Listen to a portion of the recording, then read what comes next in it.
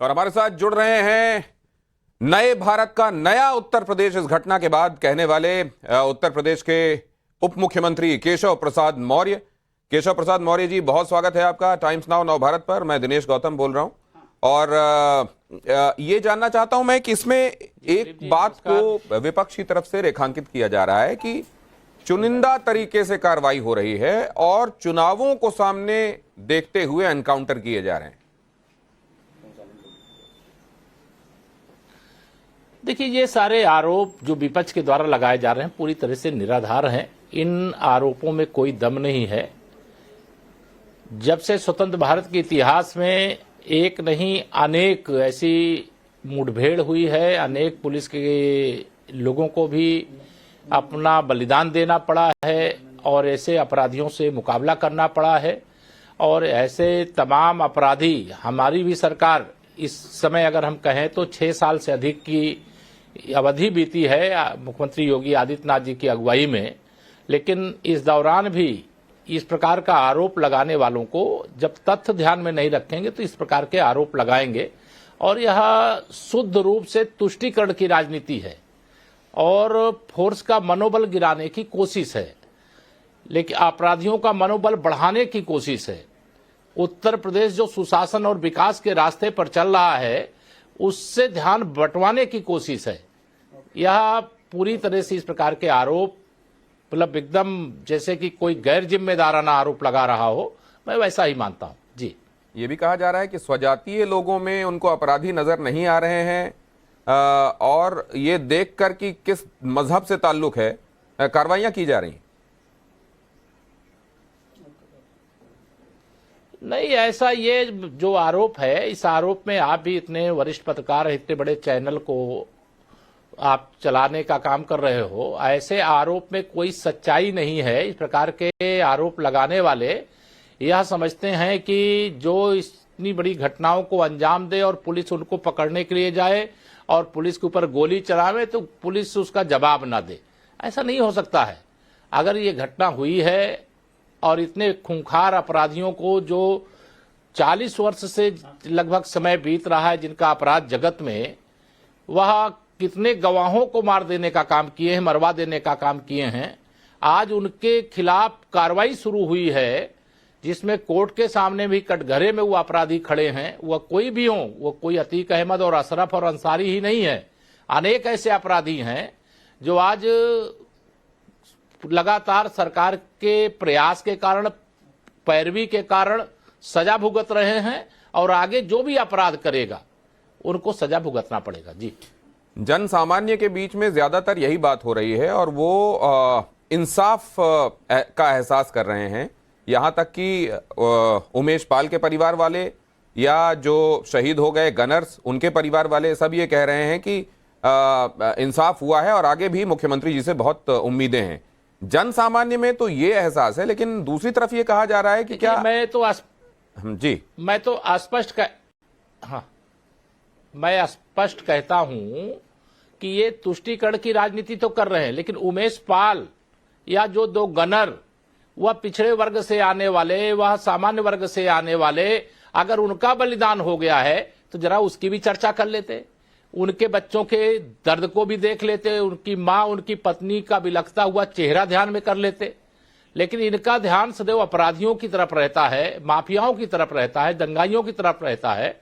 इनकी मानसिकता ही एक अलग प्रकार की बन चुकी है। इसकी दवा जो सही प्रकार से इनका इलाज है वह जनता की अदालत में जब चुनाव होंगे तो उसमें जनता करेगी, क्योंकि कोई भी प्रदेश के अंदर या देश के अंदर अपराधियों के द्वारा दिन दहाड़े जैसे कोई फिल्मी शूटिंग की तरह किसी अधिवक्ता की हत्या कर दी जाए, किसी राजू पाल जैसे एक विधायक के मुख्य गवाह की हत्या कर दी जाए, उनके सुरक्षा में लगे हुए 2 गनर की हत्या कर दी जाए, यह कोई देश में स्वीकार नहीं कर सकता, प्रदेश में स्वीकार नहीं कर सकता। और पुलिस जब पकड़ने के लिए जाए, जब वो इतने खूंखार अपराधी 2 पुलिस के जवानों को जो सुरक्षा में लगे थे, उमेश पाल जो स्वयं अपने दरवाजे पर पहुंच गए थे और किस प्रकार से वो अपनी जान बचाने के लिए जूझे हैं, आप सब लोगों ने अलग अलग विजुअल के माध्यम से दिखाया है, वो छिपा नहीं है। लेकिन यह तुष्टीकरण करने वाले बाकी गरीबों का दर्द, पिछड़ों का दर्द, दलितों का दर्द ये नहीं समझ सकते। संजय राउत कह रहे हैं केशव प्रसाद मौर्य जी कि ये एनकाउंटर स्पेशलिस्ट के तौर पे जिनको बहुत सेलिब्रेट किया गया किसी जमाने में महाराष्ट्र में, और उनमें से कई सीखचों के पीछे गए क्योंकि ये पाया गया कि वो फर्जी एनकाउंटर थे। वो ये कहना चाह रहे हैं कि आज जिनको सेलिब्रेट किया जा रहा है, कल हकीकत सामने आएगी तो कुछ और आएगी। देखिए, जो उत्तर प्रदेश की पुलिस है, प्रदेश की जनता को भरोसा है, और इस प्रकार के आरोप लगाने का मुझे आश्चर्य लग रहा है कि संजय राउत जी एक तरह से वो शिवसेना के बैकग्राउंड के हैं, यह तुष्टीकरण करने वाली राजनीति के भाषा को कैसे बोलने लगे। अरे वो यूपी की पुलिस ने अपनी जान को दांव पर लगा करके इन अपराधियों को पकड़ने का प्रयास किया है। अगर ये आत्मसमर्पण करते तो जेल में होते और कोर्ट के कटघरे में प्रभावी पैरवी करके स्पेशल जो इसकी सुनवाई करवा करके और इनको सजा दिलाने का, ये फांसी के फंदे में तो वैसे पहुंचते। पुलिस भी जानती है, जनता भी जानती है, अधिवक्ता भी जानते हैं, और आप वरिष्ठ पत्रकार हो, आप भी जानते हो।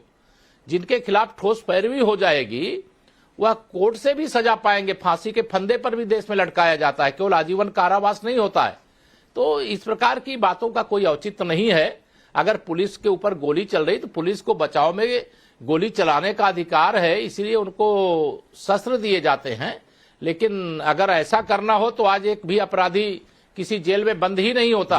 जो अपराधी होता पुलिस उनको बाहर ही पकड़ के मार देती जी। लेकिन ऐसा नहीं होता है। सवाल मैं आपसे जानना चाहता हूं, जो बच्चे हैं कोर्ट में जाएं, आत्मसमर्पण करें।